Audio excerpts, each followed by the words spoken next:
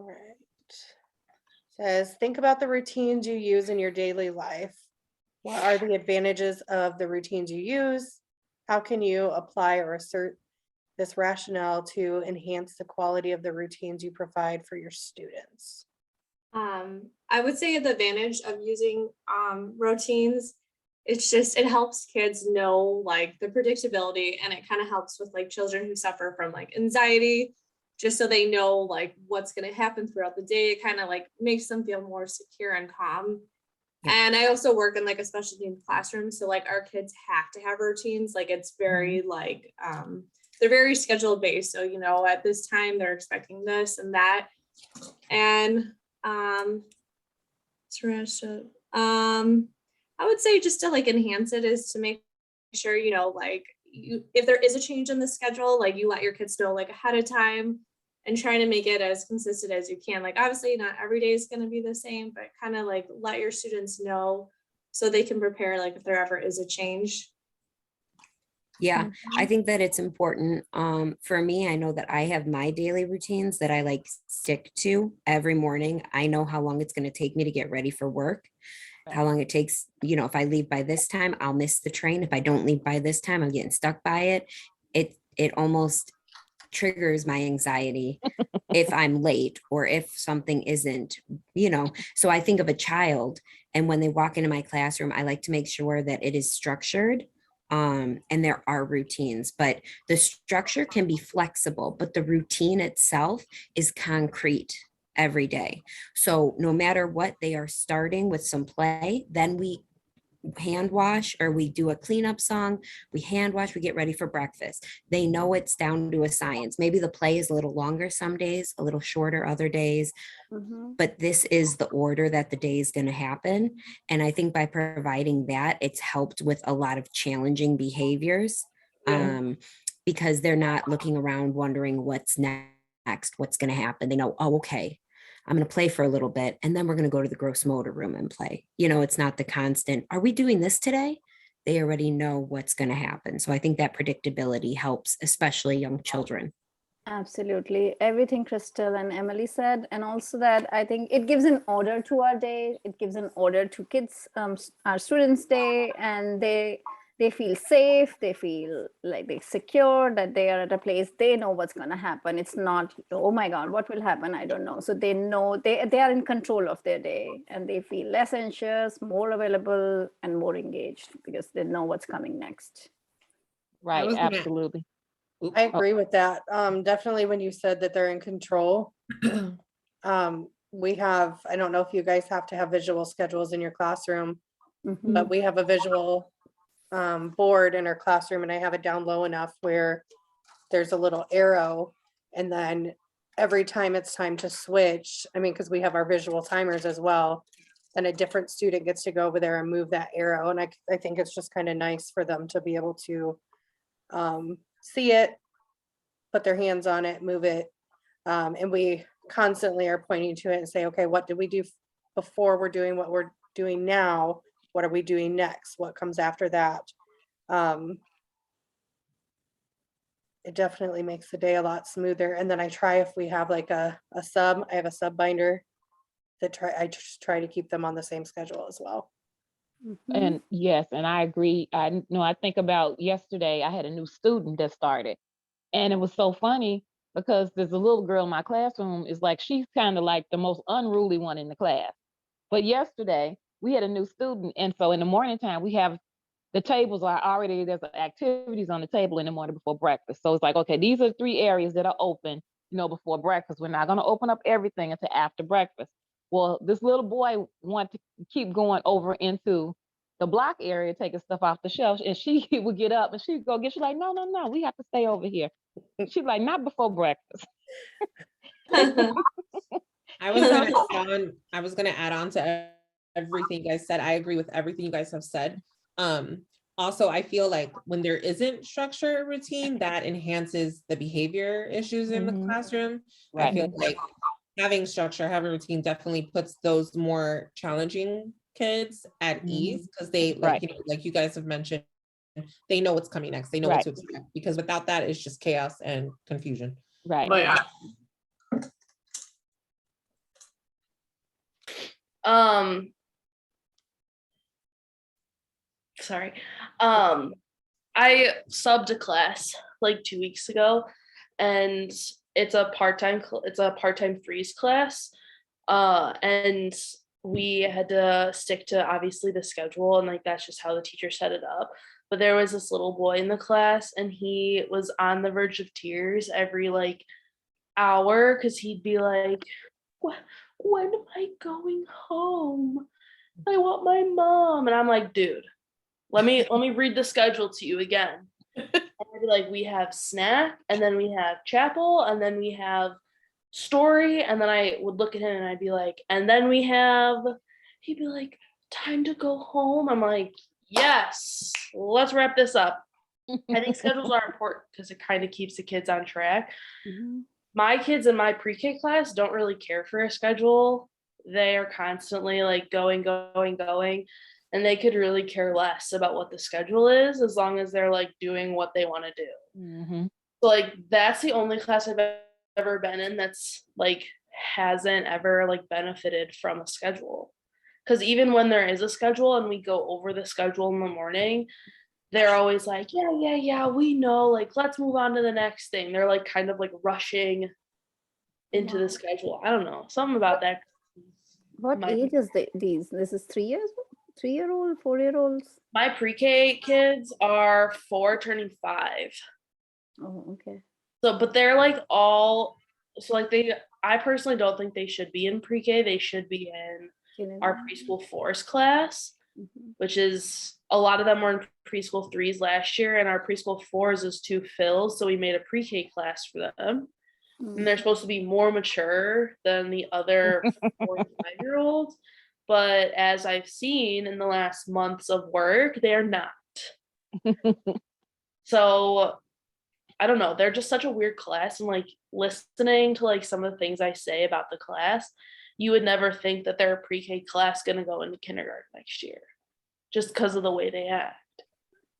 And they are always trying to move on to the next thing in class. And it's always like, what are we going to do next? What are we going to do next? And it's like, you need to chill out because I don't even know what we're going to do next. So you got to leave me alone. Schedule help most students, if not all, right? Like we can say 99%. Yeah, 99%, except for Marissa's pre-K class. Yeah. Sounds good. Right. Next one. Mhm. All right. What are your beliefs about how students learn? How up to date are your beliefs? How much are they based on research or on your own opinions and ideas? How do your beliefs influence the way you teach? I believe that students learn best on. I would also say, because of like my personal experience, like I'm a visual learner and I learn best by like doing. I even just had like a game night and we weren't understanding like the rules, and I'm like, I'll learn like as we do it. And I would say my beliefs are probably just by my experience. I mean, it is from research. Like I researched Montessori last term because that was like the person that I was researching about their philosophy. And I would also say like my opinion too, because that's what I've seen kids learn the best. And that's like my own experience. That's how I learn the best. And then I would just say it's influenced how I teach. It's just by having kids be more hands-on, because I feel like when I'm doing all the talking and the children are just sitting there, like they get bored, they get distracted, or they just get antsy. So what I've seen is like actually having interactions between the student and the teacher seems to influence their learning better. Ditto. That was a perfect answer. that's literally how I feel too. Like I feel like I'm also a visual learner. And I can totally relate to what you said about the game night thing. That's totally me. I'm like, I don't tell me, show me, or like I'll learn as I go. And then totally too, like with the kids, I feel like they're more engaged too when you're more hands-on, because they get antsy, especially in our age group. You can't keep them like on a carpet for like 20-30 minutes and expect them to, you know, be engaged and understand what you're saying and things like that. You got to give them breaks, or like just give them a whole hands-on activity. So I agree. And I think, like I would think they learn the best when they are enjoying, they're having fun. It's fun for them. Like they learn. Just like today, I was reading a book to them, and that was in the tone of the wheels on the bus. It was the wheels on the tuk-tuk. I don't know if anyone has read it. It was like wheels on the tuk-tuk go round and round, and everybody was like super engaged because they could connect it to the rhyme they've heard. So it was like, it's fun, it's learning. And they were like, how many wheels it has? So many questions. And if otherwise, when we're reading books, they're like, oh, we have to read sometimes, like, but this one was like, oh my God, so much fun, so much engagement, so much learning. So I think having fun while learning is super important. For me, with my room, my beliefs are hands-on learning, yes, but I have a couple kids now in my care that have sensory issues. So, I don't know if you guys know this, but my energy sometimes can come off a little strong. So when I'm bouncing up and down for these children and trying to get their attention, keep them engaged, changing my voices, I noticed that a couple of them kind of moved away and I didn't understand. Well, they liked a softer approach. So individualizing it into, I almost do small groups now, the one where I'm jumping around and then they have free play over there. And then the other one where I'm a little more nurturing, a little more, why don't you come over here and let's sit and read together, and, a lot more mellow, if you will. So I think just my beliefs are starting to shift now. It just depends on the child, like what they need. So yeah, I'm a visual learner, but some of my kiddos can't stand the touch of Play-Doh or can't stand certain sounds and everything. So in that, I need to pivot. And then I have one table that's strictly 2D coloring type deal. And the other one is 3D sculpting with the Play-Doh to give options, because it's not one size fits all. It's, giving that a little extra, or diversity, that little bit of, if you don't like this, try this, and then they find their happy spot. So that's mine.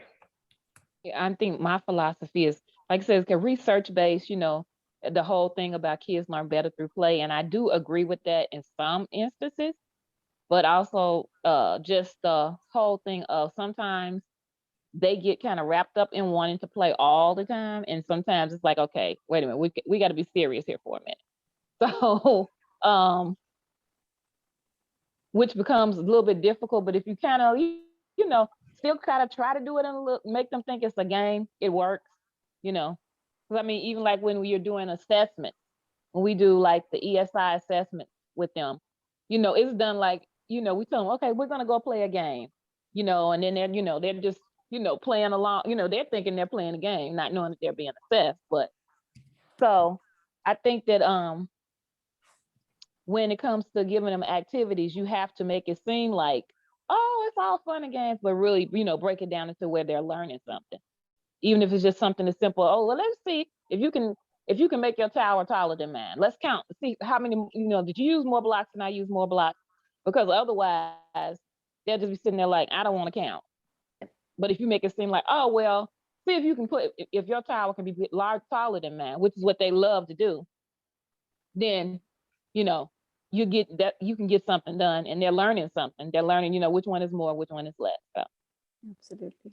I totally agree with you, because I know when I first went into pre-K, my morning classroom, all they did was play all the time. So that took probably 6 to 8 months for us to even implement a routine that worked, to be able to get them to even know what it was like to be inside of the classroom, because they literally only spent time in the classroom to eat and sleep, and they were outside playing just with random, like nothing was really in order. It wasn't like separated by your interest centers and whatnot. So that was a very long process, but I can totally relate to what Crystal was saying. I have children that are very different.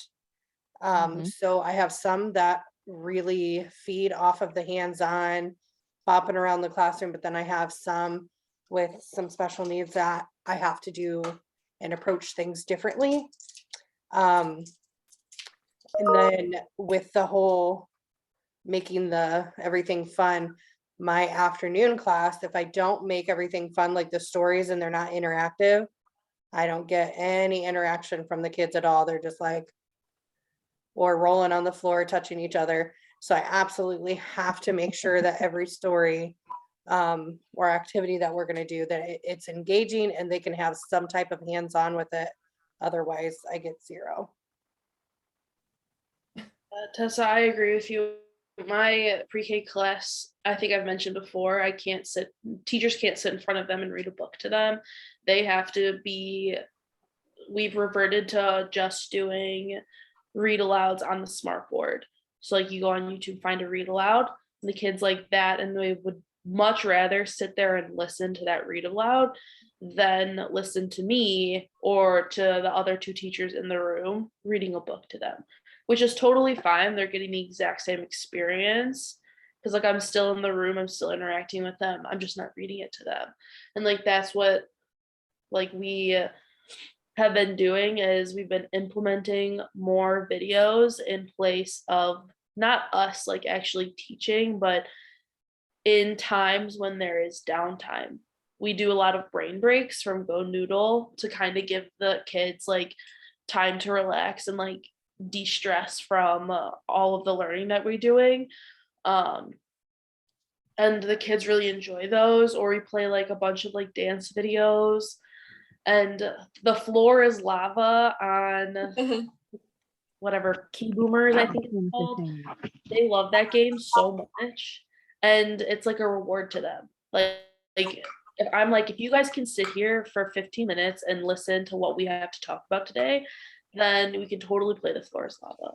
And I think like I always like to do more hands-on things with my students, and I like to like play with them, and I like to like be more engaging than other teachers. Luckily for me, I have some kids that are sound sensitive, so like things that are too loud are too much for them, but I don't have any like super sensory kids, so I'm able to be like funny and silly and like be on the floor with them and play, and like I just like that interaction. And my favorite way right now to like get them to like relax, because they usually like when we have playtime, they are disgustingly loud, and like they just get so into playtime, and they're so funny, and they're like building these whole worlds with the princesses and the Legos and the marbles, and it's like you can't hear anything. And the best thing that I've done is I started playing baby sensory videos on YouTube in the background. I don't know if you've ever seen a baby sensory video. It's a black screen, and it's literally dancing fruit to elevator music on the screen.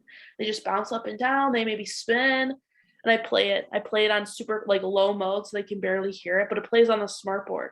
So every once in a while they'll be loud, and then they'll look up and they're quiet for like 5 seconds. They're like, oh my gosh, I love it.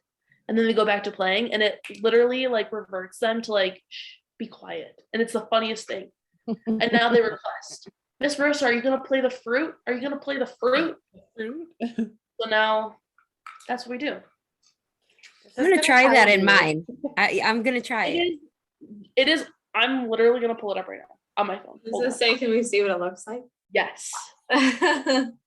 Because I saw a TikTok video about it, and they were like, I play baby sensory, my kid is so quiet, blah blah blah. And I was like, come on. But hold on. We'll flip. No. Let me. It's literally dancing fruit on the screen. That's all it is. I can't even make it up. They have so many different ones. They have ones where they were dancing in little Santa Claus hats for Christmas. The account is called Hey Bear Sensory and has dancing fruit. It has dancing rainbow clouds, rain clouds, flowers, anything. And it's all elevator music. The best thing. The best. We did a popcorn one, and the kids were like, is that popcorn? Is that popcorn? And they're like, oh my gosh, it's popping on the screen. Blown my mind. That was wild.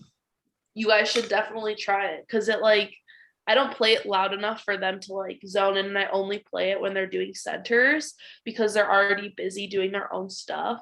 But just I've always liked background music and like background noise when like we're doing like individual things because I feel like if they don't hear other things, they're just going to keep increasing the volume. And when there's like a baseline of like what the sound should be at, they're like super quiet about it. So I've always played music in my room, and I've recently done baby sensory, and they love it. Hopefully that doesn't hurt them in the long run, but I don't think it will. I have to try that. Please do. Please do and tell me how it goes. Yeah, because I mean, my room, we don't have, how can I describe it? There's a room on the other side of me, and I can literally hear everything because it's like a big open wall. It's like a wall, a half wall. Oh, So I Yeah. can hear everything on the whole building. And then it on the other side is the 0 to 3. Oh. So yeah, so I hear every sound, and the little boy that's a diverse learner, he's in the room that's right next door to me, and he screams. So it's like, oh my God. Yeah. This is Just- gonna sound really weird, but I actually have 2 doorbells in each room. I bought them off of Amazon. I saw it on TikTok. And TikTok when made me the do that. level of the sound gets too high, she rings the doorbell. And that is a reminder for them, like, oh, our voices are too loud. Let's, It like resets the whole thing because it's not like because you can ding it and they learn from it. And then you don't have to say, "Ding, you guys are too loud." You can literally just ding it and they immediately like resets their brain or something. It's crazy. well, and they even have like little songs on there. So there is like Mary Had a Little Lamb. Yeah. So we just switch it up. And we have a bell ringer. So I will say, oh, Joe, can you go ring the bell for me? And they'll walk right over, ring it, and then everybody quiets down and then they continue what they're doing. Maybe I'll Um, put the bell in my room because sometimes when I don't play the like background noise, I just let them play. Mhm. Even like you know how some people like to get everyone's attention, they turn the lights off really quick. And usually kids will stop and they'll look and they'll be like, "Oh my God, the lights are off." My kids know. They don't care. They'll I keep know going. either. They'll just play. They'll be like, "Ooh, cool, lights are off. Sick. What a vibe." And they'll keep playing and ignore me. So maybe I'll get a doorbell. Yeah, that's another good idea. Yeah, I think I paid $12 for them online. It was a double pack. TikTok, wait. great ideas. I Can't know. wait. I write down good ideas. Yeah, don't write down doorbells and what's that music? Baby sensory. It's called Hey Bear Sensory. Super cute. Love all the vibes. I could sit there and watch it. And they have long videos. They're like 30 minutes. So like you don't